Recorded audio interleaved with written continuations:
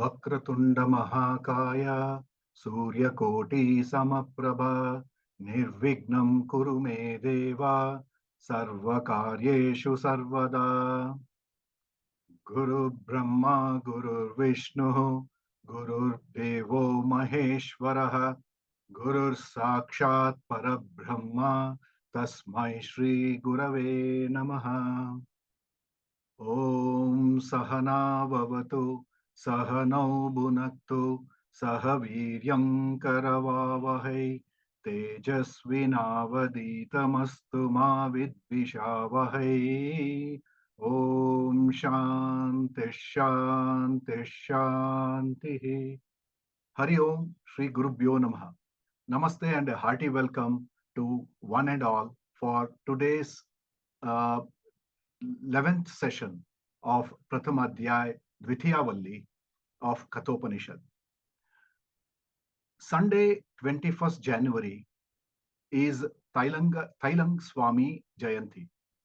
Thailang Swami, also known as Trilinga Swami or Telanga Swami, was a yogi. Born in Vizianagaram on 27th November 1607, he is said to have lived for nearly 300 years. This has been reasonably recorded. He lived in Varanasi and he was often referred to as the walking Shiva of Varanasi by Sri Ramakrishna. After years of intense sadhana, his body had become childlike and his mind had dropped all perceptions of differences, including shame. He lived his life honest and naked in body, mind, feelings, and action. Thailang Swami is remembered for his spiritual depth and freedom. It is believed that he is incarnation of Lord Shiva, and he is said to have sat in penance for 250 years to attain enlightenment and achieve tremendous spiritual knowledge. Coming to sorry, today's 11th session of Kathopanishad, Lord Yamadharmaraja, while continuing the topic of Atma Swarupam, also explains the sadhanas required in a sadhaka, by a sadhaka, for uh, this Atma to reveal its nature to him.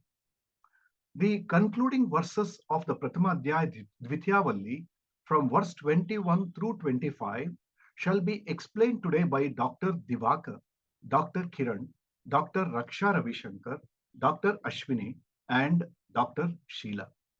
But first, I shall be giving a recap of the previous session. The 16th and 17th mantras describe the glory of Pranava or Omkara. The 16th mantra goes like this.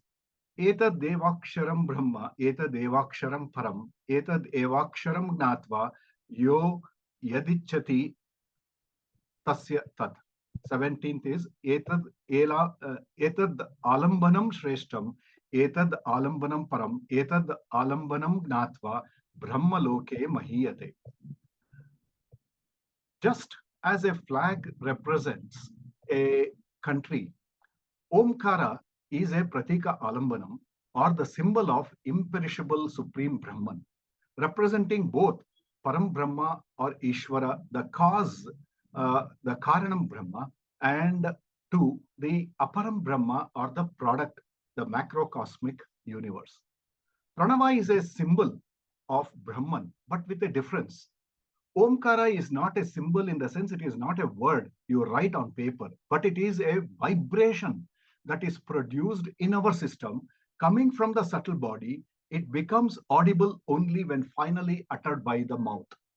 By the chant of Om, one transcends all mantras.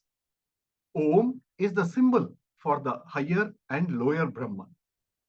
By meditating on Omkara, if it is a Sakama meditation, one will reach Brahmaloka, and if it is a Nishkama meditation, he will attain Nirguna Brahma or Kramamukti. Next slide, sir.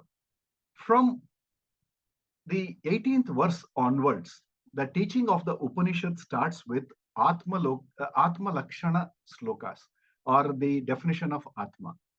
Here, Vipaschit means the omniscient one or the consciousness or Atma. Next slide, sir. This mantra says uh, the omniscient one does not originate or die. It did not originate from anything.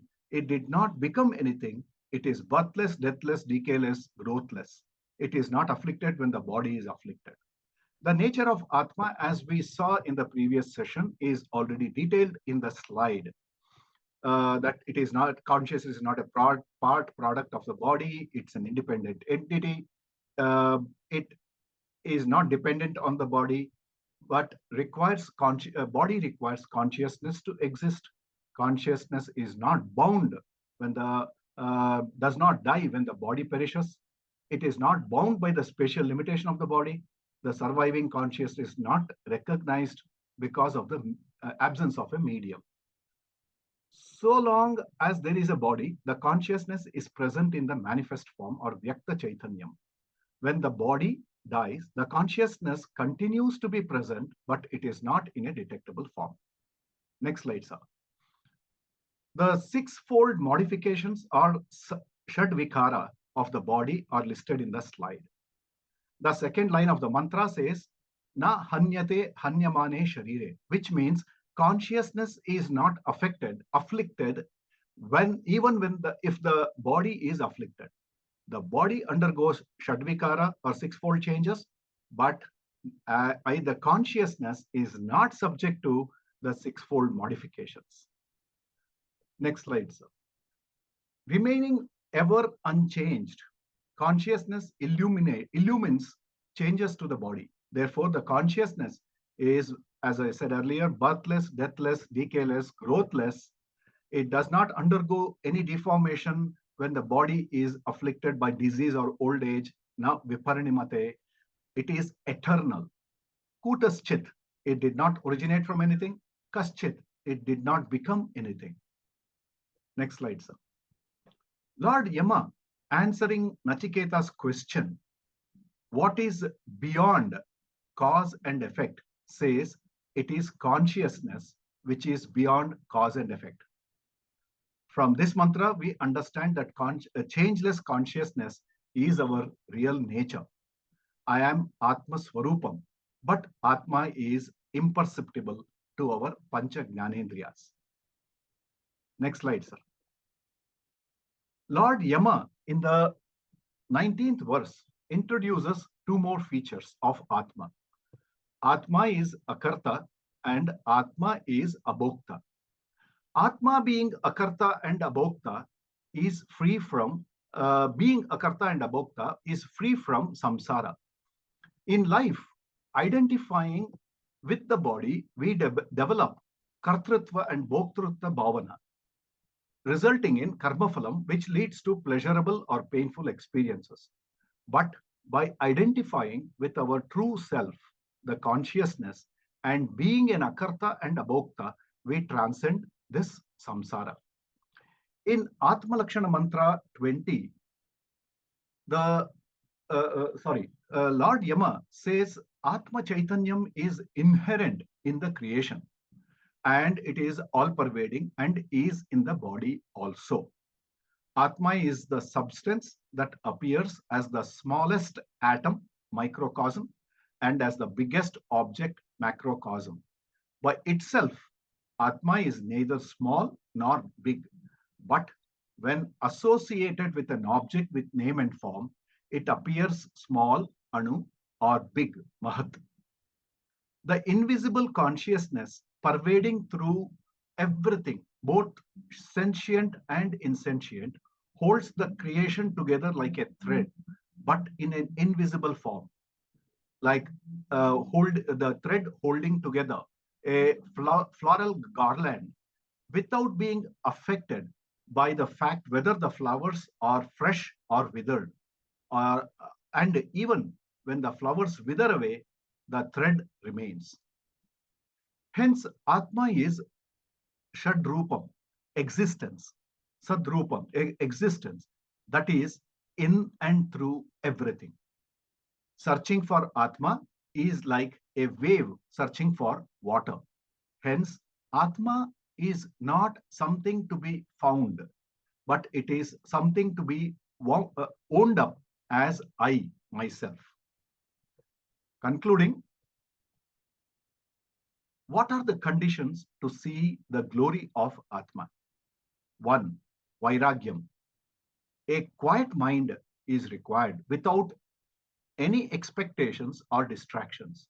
Second, as in the second line of this mantra itself, akratuhu pashyati tam mahimanam atmanaha dhatu prasadat vita shokaha.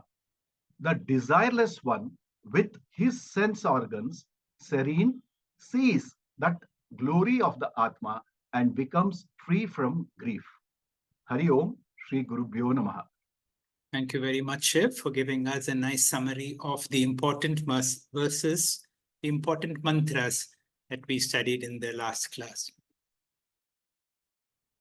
Sadashivasamarambham Shankaracharya Madhyamam Asmadacharya Paryantam Vande Guru Paramparam. Om. We have now come to an important phase of the Kathopanishad. The Kathopanishad is one of the most complete Upanishads. And the unique thing of this Upanishad is the teacher whom we always have a great reverence for. One of the highest reverence we have is for a Brahma Vidya Acharya. And here the Acharya is none other than the god of death, Yamadharmaraja. So each time we study these verses under the as told to us by none other than Yamaraja, our understanding of death should increase. That means each of these mantras should help us to discover our immortality. Mrityorma amritam gamaya. And that is possible through the light of spiritual knowledge when the darkness is removed from tamasoma jyotirgamaya. And that becomes possible when we are able to make a distinction between what appears to be real and shift to that which is real. What is that which appears to be real? Everything that I see and experience appears to be real, but now we realize it is not so real. This body and mind through which I interact is also not as real as the experiencer. And the more we come and establish with that vipaschit, which was explained in the mantra, Dr. Shiv just explained, Najayate Mriyate Va Anoraniya. So this is what we really need to understand in this Upanishad. We have come a long way from the story part in the first Valli, where there were 3 boons, and then there was the intense examination part, where the brilliant student Nachiketa comes out in flying colors. In the next Valli, we had the Upanishad telling us what is the glory of a teacher, what is the greatness of the student, what an extraordinary subject matter that it is, and what are those qualifications that we require. After all that, in the last class, we came in touch with Omkara as both an important sadhana, and also we touched a little deep about Omkara because it can give us Jivan Mukti itself. And then we had 3 mantras which explained to us about what is this Atma. Few things to remember because now we have entered the most crucial part of the Upanishad. In every Upanishad, Swamiji says, we must always remember what is the main question. And therefore, each time Yamadharmaraja gives a verse, a mantra, we should see it is an answer to that question. This question was asked in the verse mantra 20 of the first Valli, which said, Yeyam preti vichikitsa manushya. There is a doubt. What is that which survives death? I would like to understand this. And this is my 3rd boon. Much later on comes this very famous, often quoted mantra, Anyatra Dharmat, Anyatra Adharmat. The brilliant student Nachiketa now makes his 3rd boon, the question very clear. Yat paschati tadvada. What is that which you have seen, which is your anubhava?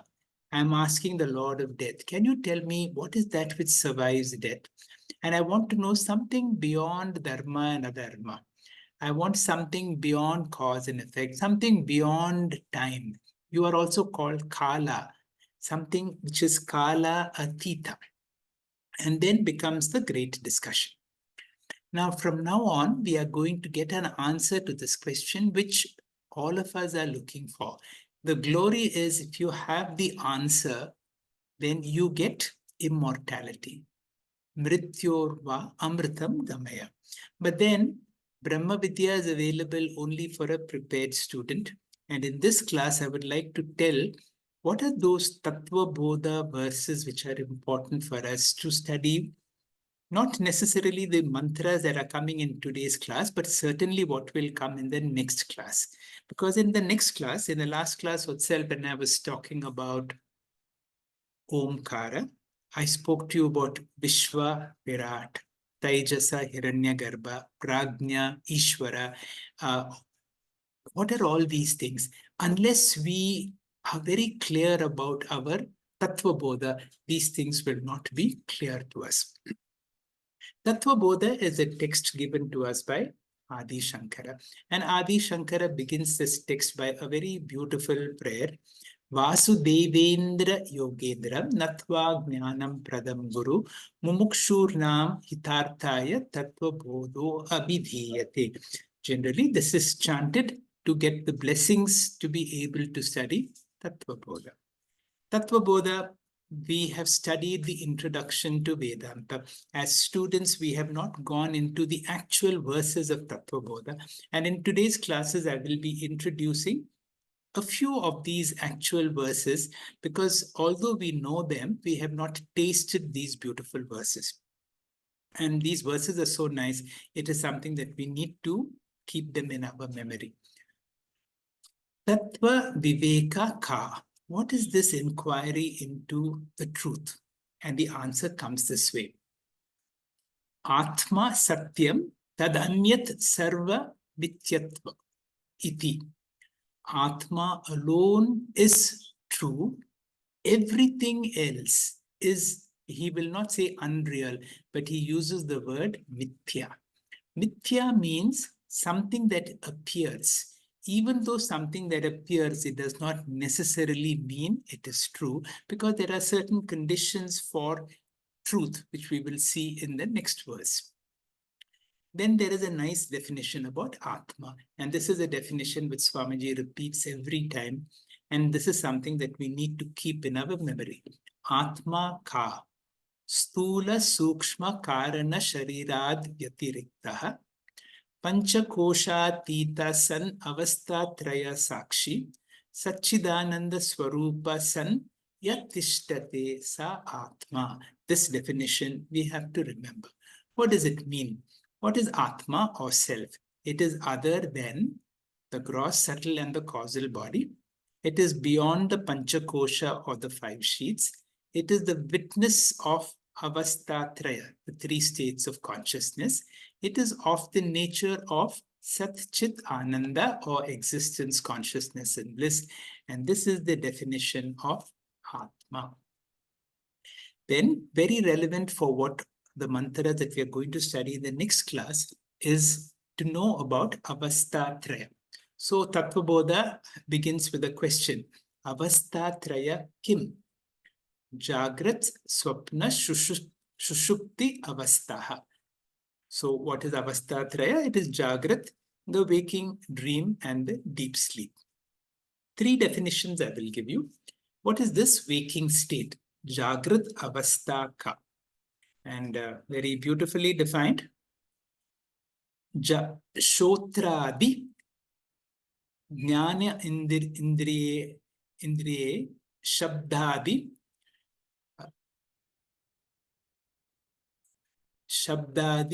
Vishayaischa iti Jnati iti Yasa Jagrad Avastha.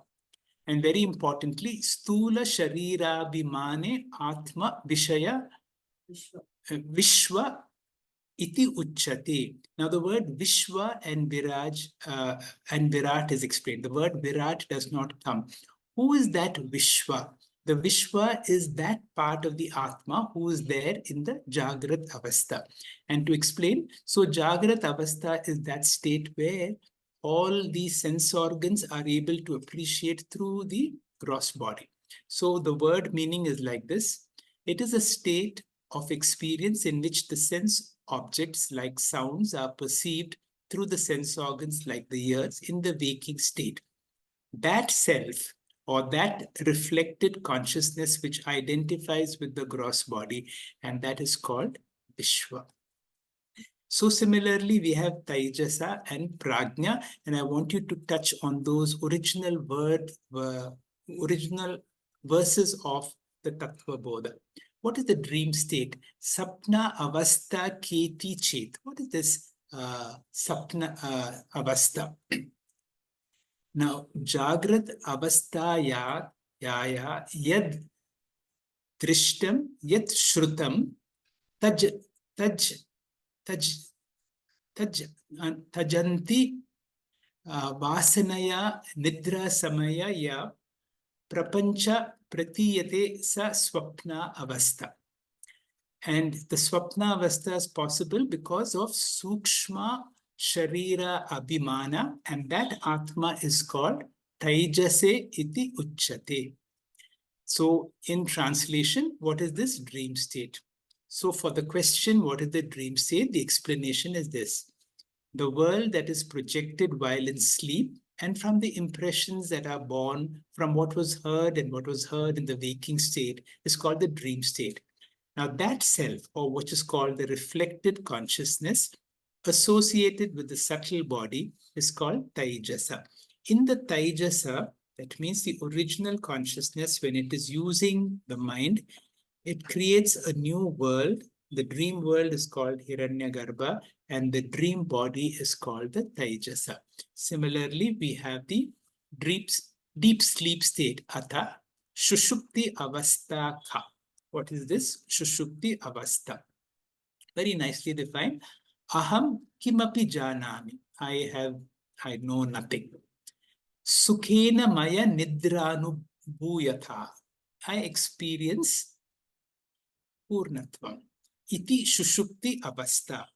Karana Sharirabhimana Atma Prajna iti Uchate.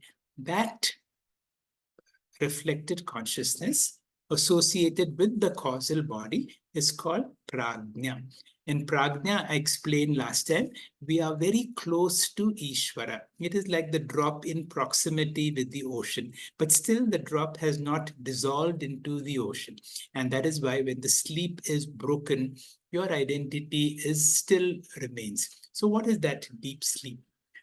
The deep sleep is that state about which one says, I did not know anything, I enjoyed a good sleep, is the deep sleep state. The self identified with the causal body is called prajna, and the total causal body, as a causal state, is Ishvara. Finally, let us come again to the nature of the self.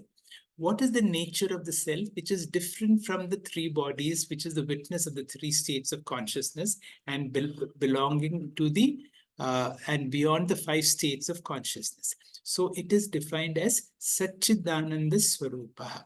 So Atma Tarhi Kya? What is the nature of Atma? Tattva Bodha says Satchidananda Swarupa. Now, again, you have nice definitions for what is Sat, what is Chit, and what is Ananda. Sat, Kim. What is Sat? Sat means that which exists in all three periods of time. That is why what is Mithya is what appears only in one state, either in the dream state or in the waking state, but it is not there in all three periods of time. So that which is there in all three periods of time. Sat Kim Kalatraya Api Tishtati Sat. That which remains in all three periods of time, and that is what is called Sat. Kim Chit Jnana Swarupa, that which is of the nature of consciousness. And finally, Ananda Ka, Sukha Swarupa, and that is a state of happiness or bliss when there is no sense of limitations. We have the first mantra for today, verse 21. From now on, the verses are extremely profound, and I will request you to pay all attention as Dr. Divakar will explain verses 21. Dr. Divakar, please.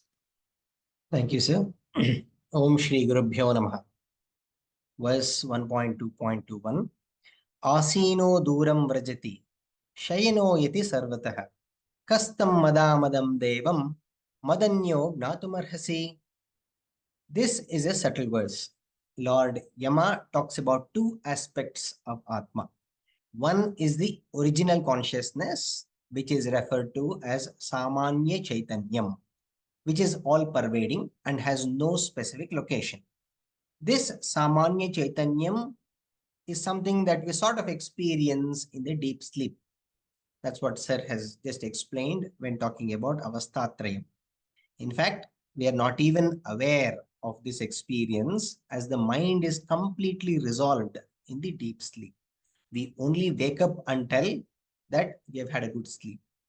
So this Samanya Chaitanyam or OC, the original consciousness, then the next one is the reflected consciousness or Vishesha Chaitanyam. It's also referred to as Chidabhasa. This reflected consciousness can be experienced by all of us during the Jagrat Avastha, our wakeful state, which is currently happening now. What aspect of our body reflects this consciousness? It is our mind. So, when we are awake, our mind is active, and this reflects the Samanya Chaitanyam, the OC. So, the reflected consciousness of the OC is because of the medium called as Sukshma Sharira, to be specific, the mind. This RC or the reflected consciousness or Vishesha Chaitanyam is also called as Chidabhasa, and it can be localized, whereas the OC, original consciousness, cannot be localized because it is there everywhere. The next slide we see the RC or the reflected consciousness overpowers the OC during the waking state, but it cannot displace the OC.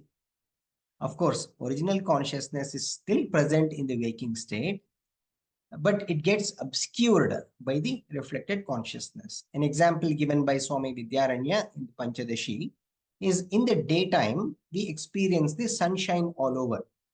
If we take a mirror and reflect this sunshine onto a wall, a patch of reflected light appears on the wall. So there are two lights, sunlight as well as the reflected sunlight. The general sunlight continues to exist, but is overpowered by the reflected sunlight. When we remove the mirror, the reflected sunlight disappears. Similarly, our body has Samanya Chaitanya and Vishesha Chaitanya. Vishesha Chaitanya is present only because of the reflecting medium, which is the mind, just like the mirror. Just like when we move the mirror, the reflected sunlight also moves. When we move, Vishesha Chaitanya or the reflected consciousness also moves. It gives an illusion as if the Atma is moving. Truly speaking, Atma is not traveling. It is nothing but the Samanya Chaitanyam, which cannot be located. What moves is the reflected consciousness or the Chidabhasa. At the time of the death, Sukshma Sharira and Karana Sharira leaves the body along with the Vishesha Chaitanya or the Chidabhasa. It appears as if the Atma, the soul, is also traveling from one body to another. This traveling entity is only the reflected consciousness along with the subtle body, the mind, and not the original consciousness. In the next slide, we see. So, what should one do to experience this Samanya Chaitanyam in the waking state? Samanya Chaitanya can be realized only when the overpowering Vishesha Chaitanya goes away. But because of the active mind in the Jagrat Avastha, the Vishesha Chaitanya is always present. The reflected consciousness is always present. So one has to dissolve the mind, meaning one has to disidentify with the mind by constant nididhyasanam with the substratum, with the thought that I am the consciousness. I am the Samanya Chaitanyam and I am not a reflected one. This is what Ramana Maharshi also calls as Manonasha.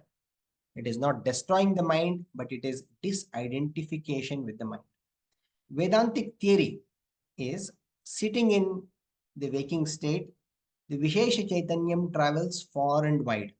When I look at an object or look at a star far away, the mind travels, our thoughts travel and pervades the object. This is the Vedantic theory of perception, where along with the mind, the reflected consciousness also pervades the object and object is known to us. When one is asleep, the mind is defunct and therefore Vishesha Chaitanyam too is not available. Then the Samanya Chaitanyam becomes dominant. Swamiji gives another simple example that we'll see in the next slide. Electricity is compared to the Samanya Chaitanya, but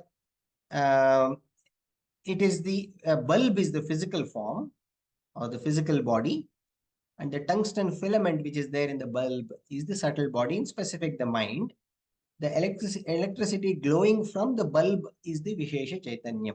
When the bulb fuses, filament is gone, so no glowing of the bulb, but electricity is still present, but it can't be experienced for the want of the reflecting medium, which is the bulb. The next slide we see, let's look at this mantra with its meaning. Asinaha, sitting, vrajati duram, it goes far. Shayanaha, lying.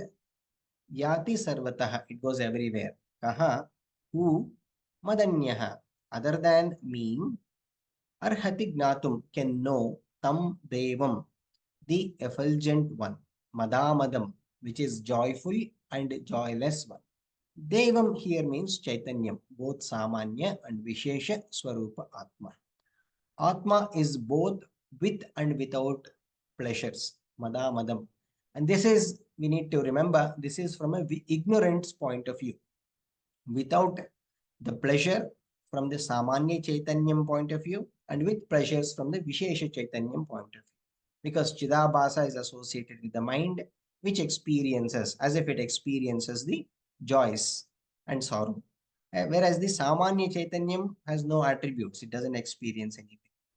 So, whereas a Gnani will identify only with the Samanya Chaitanyam and not with the Vishesha Chaitanyam. This shift from identification from the reflected consciousness to the original consciousness, from Vishesha Chaitanya to Samanya Chaitanya, itself is the liberation. That itself is moksha. The next slide we see, this mind should be trained to become subtler in order to understand these seeming contradictions of the Atma. Lord Yama poses a rhetorical question as a Gnani. Who other than me can understand this Atma? Shankaracharya further clarifies this by saying, only the one who has a subtle mind. In other words, anyone with the subtle mind like Lord Yama will be able to understand these seeming contrasts and contradictions of the Atma. Hari Om, sir. Thank you. Thank you very much, Dr. Divakar, for a very clear explanation of a very difficult verse. Now, these are verses which need commentators like Adi Shankara to tell us the meaning. Otherwise, a Western scholar literally translate, it looks like they are very irrelevant verses. Asinam, asino duram vrajati. How can something be sitting go very far away and something that is lying down be everywhere? Now, but through a certain method of interpreting these scriptures, we know what is called Samanya Chaitanyam. In Sri Dakshinamurti Stotra, we spoke of this as Samanya Anubhava and Vishesha Anubhava. Because we are all conscious, there is that turiya or the state of consciousness which is there all the time, with object, without object. But whenever there is something that comes into my experience, when the mind is born, so the mind sees and knows something. But in every experience, that is why I give a lot of importance to this mantra, Pratibodha Viditam Matam. My mind sees the wall and I say, this is the wall. And I know this is information that has come through the mind. At each moment, I am also aware of that principle because of which my mind has been illumined. This understanding of that observer, and that is what is called the Samanya Chaitanyam. Vishesha Chaitanyam comes and goes. Samanya Chaitanyam is always there. Now, who can understand this? Because that person who understands this is liberated. And this is where we need the grace of the Acharya to help us to understand these subtle verses and to be able to claim, I am that. I am what? I am the Samanya Chaitanyam, not the Vishesha Chaitanyam or the mental experience that comes and goes. We have another difficult verse, a very similar verse. Dr. Kiran will explain. Dr. Kiran, please. Hari Om, Namaste, Gurubhyo Namah. Continuing previous verse, previously we learned Atma is Sarvataha, that is everywhere. Now we are moving more subtle, that is Atma is Sarvagataha, that is it pervades everything. Let us go to the verse proper. Ashiram Sharireshu Anvyasta Avastita Avastita Mahantam Vibuntamam Matva Dhiro Na Anushochinti. Dhiraha, the brave one. Who is the brave one? According to Indian tradition or Bharatavarsha, it is not Alexander or it is some other who conquers people and destroyed. It is not he who is the brave one. The brave one are people like Mahavira. Vardhamana is called Mahavira because he walked this subtle razor's edge of spirituality to attain to know the self and what is death. Mahatvam, having known the Atmam, that is the Atma, Ashiram, that is which is bodiless, Avastitam, that is which is beyond all avastatrayas, what Sir has explained beautifully, that which is beyond all avastas, but anavastetu, but is which is pervading through the all the things which we see, all the avastas, that is waking state, dream state, and deep sleep state, just like how a thread pervades all through the pearl, that is Sutra Maniganana. Mahantam, that is which is big in terms of geography, and which is all pervading, that is Vibhuhum. Those, that concept, one who understands that discriminative one, Dhiraha, does not grieve. Na anushochanti, na shochati. This verse is very important because it answers the Nachiketa's question that is there life beyond death, or what is there? Is there really in reality something to grieve about? Having known the Atma, which is bodiless, which is the permanent one in the impermanent one, which is big and which is all pervading, the Dhira does not grieve. As Divakar said, it is very important to meditate upon. What to meditate upon? Atma is Sarvagataha, that is, which is all pervading.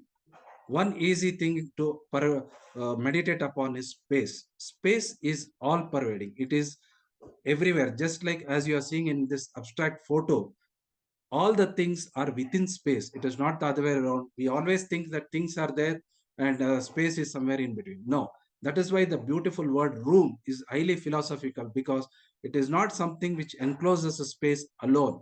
The space is there which encloses these walls. It is there inside the room, outside the room. That is why this space is a very important concept to meditate upon.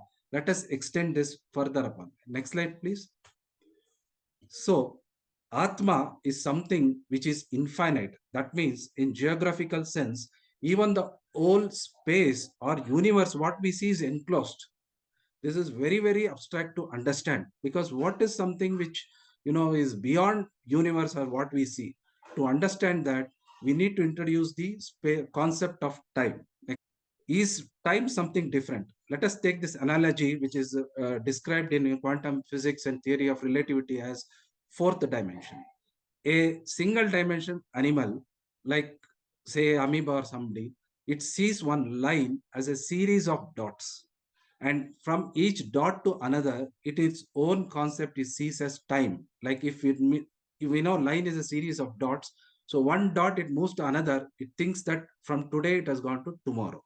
Similarly, a two-dimensional person sees the three-dimensional thing as space in concept. Just like if we take this phone and put it on a paper, a two-dimensional animal just goes around it and sees only as a square, as you see in this paper. And each layer, which is, if it is able to follow from one thing to another, it sees as a concept of time. Similarly, human being, me and you, the uneducated or the ones, see this fourth dimension space as like it is happening today. Tomorrow, I may be there or not there. But the person, somebody like Trailak and Shivji has explained, Trailak the Maharaj, etc., they are able to see this time and space as if it is a long sheet. They can see yesterday, today, and tomorrow. So once such a person who knows this concept of space, time, and who has understood from the standpoint of Atma, which is impermanent, and I, the essence, there is no death. Here it explains Atma is all pervasive, that is Sarvagataha. An intelligent person does not grieve because when he understands that Atma is all pervading and cannot be contained within the body or within the even space for that matter. He is beyond that. He exists in all the bodies and through it. And that relatively permanent space, as we know, is present in every impermanent one. Just like how if a pot is broken, the space is there, nothing happens to that. Just like that, if this body comes and goes, this world comes and goes, for me, the Atma, nothing happens. That's why I am big in the sense, in the concept of geography, in the concept of space, I am infinite. So I, the intelligent person, the Panditaha, claims that I am Atma. The real essence is not me, this body, but the Atma, the owner, the Pura, or the Purusha of this Pura. So I am this all-pervading, Divakar explains, Samanya Chaitanya, and this body and other bodies are Vishesha Chaitanya, which just like how a imprint or a shadow comes, each thing comes and goes. This is the knowledge. This is the Aporoksha Jnana. Once we understand this, I know I am the Atma, and based on the concept of time, the fourth dimensions, I take each body, whether it can be male, it can be female, it can be animal, based on the karma or the subtle body which has fructified, just like I change these shirts. Similar to what Divakar explained, that light lights up as soon as the current goes through. Fan lights, starts rotating as soon as the current go through. Similarly, the Atma enlivens everything. But there is a difference in example. The current is inanimate thing. But me, the Atma is Sakshi. It records everything. I know everything what is happening. And based on that, I give the Karma Paladata. That is why I am called Ishvara. So a learned person who knows this, understand this, is not afraid of death. As Nachiketa asked in his question, what is there beyond death? In fact, death is an illusion, and it's just which we need to understand. Once we know that, there's no need to be afraid of, there's no need to be grieved about. Thank you very much. Namaste. Thank you, Dr. Kiran, for giving a clear explanation of another very difficult verse. To be able to understand that Atma is Sarvagataha. Atma means my true nature. That means I am everywhere. Now, is it ever possible to have that experience that I am everywhere, that this whole world is within me? You see pictures of Sri Krishna. When he opened his mouth, the whole world was inside his mouth. Now, can we have kind of an experience that this whole world is within me? This question was asked to Swamiji, and Swamiji said, it is impossible to have that experience because all our experiences are possible through the mind.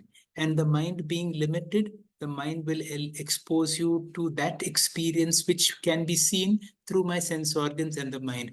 So you can never experience your limitlessness, your all-pervasiveness. It can never be a matter of experience. But then what is the use of this knowledge? But then Swamiji says it can be a matter of knowledge. It can be something that I know. And how do I know it?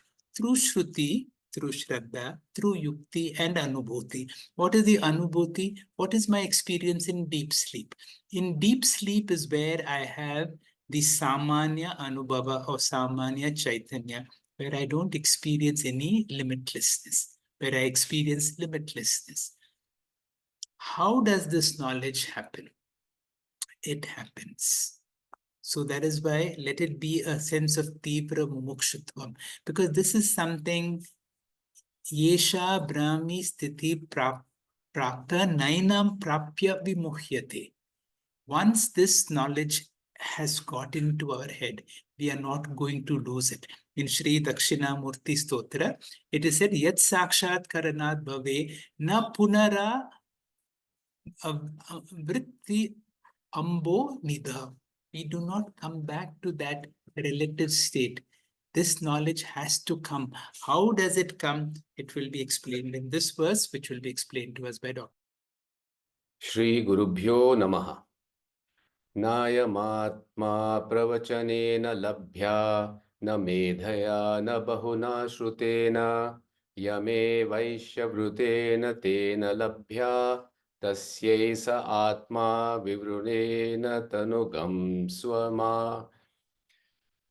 In this verse, the essence, as we see in the next slide, is that this Atma can be attained neither through the recitation of the Vedas, neither through the memory, nor through repeated listening, but it is attained by him only when the Atma chooses, which means the Atma reveals its nature to him. We understand in the next slide the word meaning. I am Atma, this Atma, Labhya can be attained, na pravachanena, neither through mere recitation of the Vedas, na medhaya, nor through mere memory, na bahuna shrutena, nor through mere repeated listening, labhya tena eva, but it is attained by him only, yam, who, esha vrutena, this Atma chooses, esha Atma, this Atma, vivrunute, reveals, vam tranum, its nature, tasya, to him. In the next slide, the understanding of this verse, as Swami Paramarthanandaji mentions, is the topic of jnana sadhana. Desire for self-knowledge is essential. When hair catches fire, does one ever look for the right time to jump into water? Exactly the same way, a sincere seeker, when he recognizes the fire of samsara, the adhyatmika, adi bhautika and adi daivika tapaha, that heat, the fire of samsara, he runs to cool it in the Ganges water of Brahma Vidya and wants to quench that fire of samsara. That is the Tivra Jijnasa, which is also known as Tivra Mumukshutva. And that is Atma Jnanam, which in this mantra has been explained as Atma Varanam. In the next slide, we understand further that there are four important things that one need to do.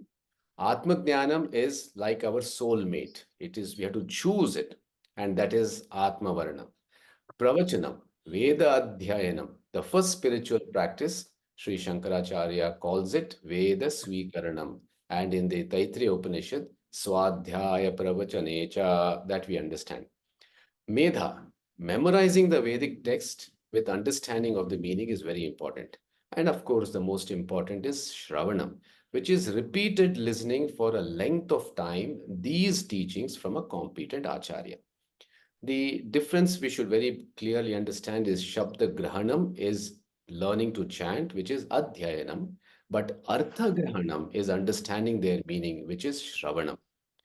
We further go to the next slide and we understand one very, very important thing that Swami Paramarthananda says. Is it that I choose God or God chooses me? Is it self-effort or Ishvara Anugraha? Vedanta emphasizes self-effort. So Ishvara Anugraha is as important as self-effort, but Bhagavad Pada Shankaracharya in the Bhashyam says that the seeker chooses God and not the other way. This is Tivra Mumukshutvam. Hari Om Sat. Thank you very much, Doctor, for an explanation of another very difficult verse. There, the same question, how does this impossible become possible? Can I go and listen to a lecture and get this knowledge, or by improving my memory, or keep listening to Swamiji's audios all the time? This verse says something very strange. Yame Vaisha Vrunute Tena Labhyaha. It is going to be revealed to you. Imagine that. And certainly that is what is happening to us. This Atma is going to be revealed. To whom? To one who wants it. So really, our spiritual knowledge is there available for everybody. But the question is, do I want it? Do I really want it? If I really want it, this spiritual knowledge is waiting to reveal itself to you. I will just touch a little backwards on what Dr. Kiran spoke. And Dr. Kiran put one slide of one book called Tertium or Organum. Now, this book is written by P.D. Ouspensky. Who's P.D. Ouspensky? P.D. Ouspensky wrote one of the most difficult books to understand called The Fourth Dimension in Time, Tertium Organum. He was a great disciple of that Russian mystic, George Gurujev. In fact, George Gurujev became famous because of P.D. Ouspensky. Now, George Gurujev was a great mystic, a Russian mystic, and P.D. Ouspensky was so impressed by it, he became his disciple. But then George Gurujev was a mystic of the first order. He was extremely eccentric, and his ways put P.D. Ouspensky off. And at some stage, the great student who made the teacher famous left the teacher. It was an unfortunate moment because the teacher was only testing the student. So this is the greatness of both P.D. Ouspensky and George Gurujev. The last verse for today will be explained by Dr. Ashwini. Dr. Ashwini, please. Thank you, sir.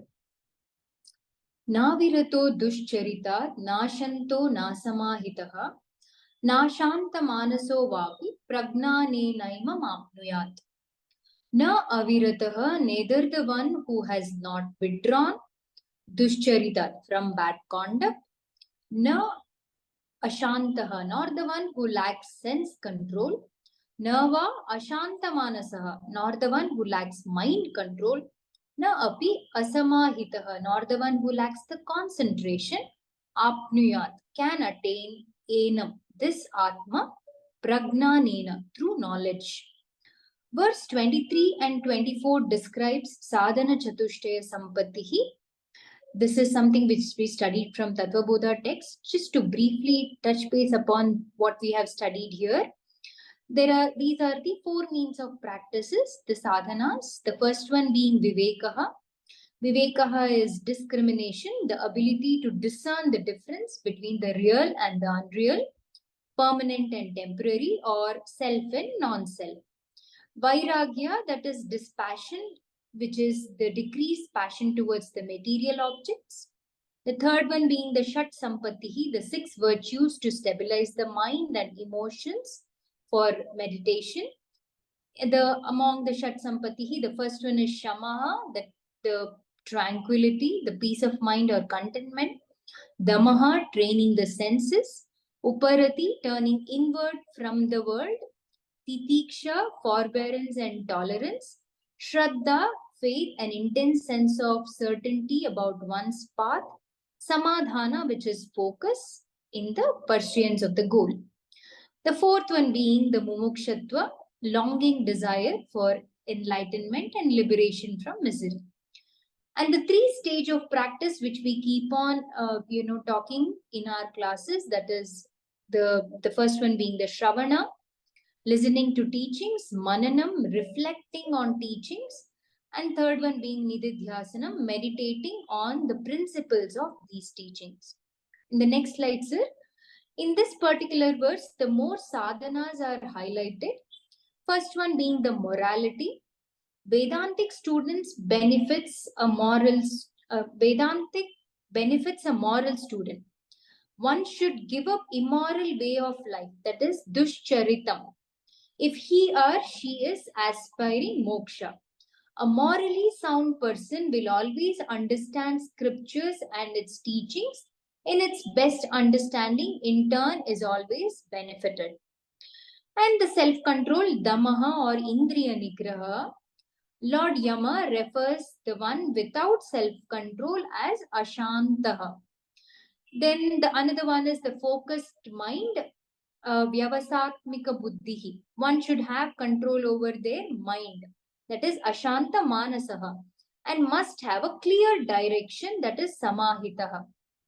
Tattva Bodha calls it chitta sadhana, chitta samadhana. Now, Swamiji talks about Ashtanga Yoga for developing these values. We have seen many number of times discussing Yama and Niyamas, which helps in developing the moral life. Asanas, Pranayama, and Pratyahara, which helps to develop control over sense organs. Dharana, Dhyana, and Samadhi, which helps to gain control over the internal organs, helps us, maintain the Samaha. Now, with the above values, a person will be able to assimilate the knowledge. And this is the essence of this mantra.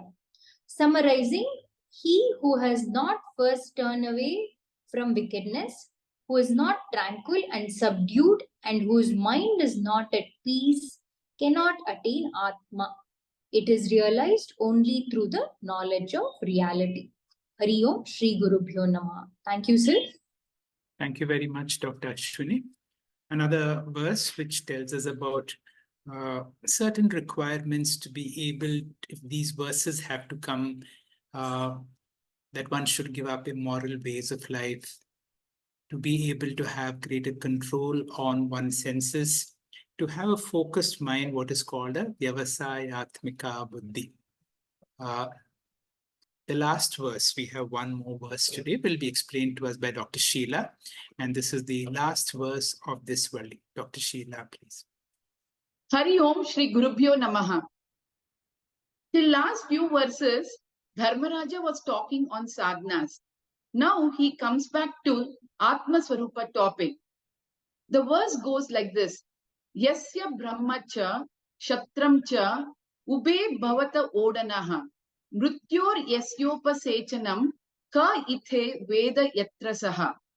This mantra is very important and significant one. In the next slide, you can see he talks about another very important feature of Atma. That is, Atma is Shrishti Sthiti Laya Karanam. In the next slide it is. Atma is a very focus from which the world arises, in which the world rests, and into which the world will resolve. Here in this mantra, Dharmaraja focuses on Atma as Laya Karanam. Atma swallows the whole creation at the time of Pralayam. Time is an integral part of creation. Origination of creation is origination of time. One can never say when the creation came into being. To say this, time should have existed before time came into being, which is absurd. The very word when is meaningless before time. Therefore, it is said that universe is anirvachaniyam, logically inexplicable. One cannot say when time came, where space exists, or how causality came into being. All these three are logically absurdity. Dharmaraja says that the creation alone with time is swallowed by Atma. In the next slide, this idea is conveyed symbiotically by comparing the world as food for Atma, so that at the time of Pralayam, Atma swallows the world as food. Yasya ube brahmacha shatramcha bhavat odanaha. For that is Atma, both Brahmanas and Kshatriyas are food. Swamiji says this is a mystic mantra. Dharmaraja, instead of saying the world is the food for Atma, he says Brahmanas and Kshatriyas are the food for Atma. These two people are prominent in the creation according to Shastras. Brahmanas are defined as those people who teach and follow dharmic way of life. And dharma is very important for the survival of creation, which is protected by Brahmanas. The Kshatriyas, they are also important because they are supposed to provide the infrastructure for a dharmic way of living by maintaining law and order. By protecting dharmic people and by destroying the adharmic people, a Kshatriya also maintains dharma. Mrityor upasechanam yasya. Death is sauce, that is, it's a side dish. For that Atma, death is kalaha, that is a time principle. So creation is like the main dish and the time and space is like a side dish for Atma. Ka Veda Itha Yatra Saha. Who can know thus where the Atma is? Now, once we know Atma swallows time and space, it is very clear that Atma is beyond time and space. Consciousness is a mystery. It does not have any chemical or physical properties or parameters. In fact, consciousness cannot be located at all. So, all the conventional questions like where is Atma? When did it arise? All this cannot be answered. So, Atma is Desha Kala Srishti Sthiti Laya Karanam. So, from 15th mantra till this mantra, that is 25th of second chapter, Dharmaraja has given the important features of Atma. Swamiji Param says we have to train ourselves, assimilating these features by claiming I am Nirvikaraha, Abhokta, Akarta, Sarva Jagat Adhishtanam, etc. This is called Atma Vidya. Thank you. Hariom. Thank you very much, Dr. Sheila, for another nice explanation. With this, we complete this particular Valli.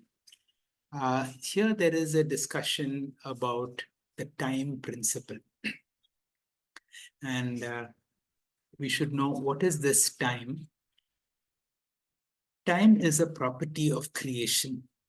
Never ask this question when this creation came into being, because time cannot be separated from creation.